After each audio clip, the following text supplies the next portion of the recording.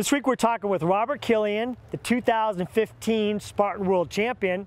He's from Colorado and he's going to tell us what it takes to handle the pressure of winning. Hey Spartans, this is Kevin Gillotti and welcome to the Spartan Athlete. A lot of people are looking at you, and not just for Tahoe, but just racing in general, you have a lot of people looking at you.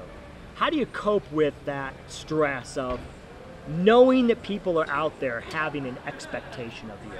You know, for me, like you're saying, coming off of North American Championships, having that win, Breckenridge Mountain Series, I've had a really good second half of the season.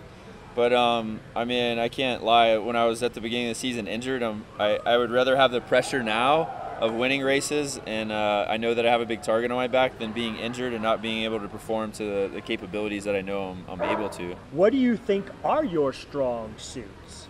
I think, you know, mountain running and technical trail running, single track, you know, really breaking brush through the woods, but at the same time carries. Like, people count me out, but I've been in the military, you know, for a quick minute, like 12 years active federal service, and overall total about 18 years in the National Guard currently.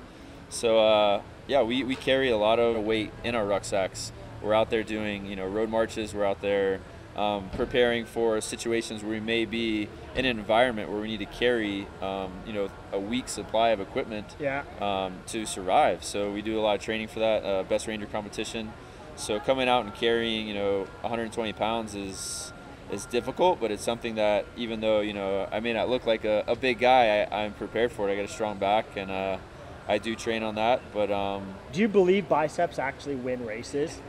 Not all the time. I mean, it's I think it's a lot of grit, a lot of determination. You do need a little bit of bicep strength maybe for picking up the sandbags to put them on your back, but other than that, I mean, there's not a lot of events that require you to have, you know, big biceps. Why do you race? I really enjoy putting, you know, an inspirational twist to, you know, some people's lives. Like, I didn't realize that I never had social media until I won Spartan Race World Champs. And, you know, going out there and having people now come up to me and be like, hey, you inspired me to do this, or to, you know, get off the couch and do this race. Or, you know, I only did a sprint, but now I want to do my trifecta. And, you know, even seeing my kids, like my son's going to get his double trifecta this weekend. Like, he's so pumped about racing. I have a very in-depth recovery protocol process. It's about 15 steps. You strike me as a similar kind of person. Give, if you're willing to, one piece of that recovery protocol that you prefer.